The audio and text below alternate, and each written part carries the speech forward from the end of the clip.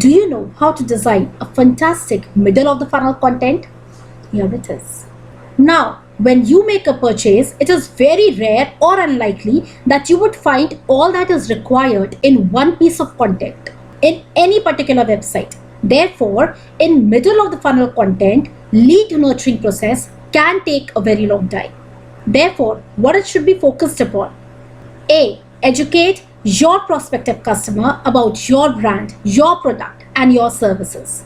Specify what, when, where, as on what it is, where it can be used, how it can be useful. Specify what makes you different from your competitors.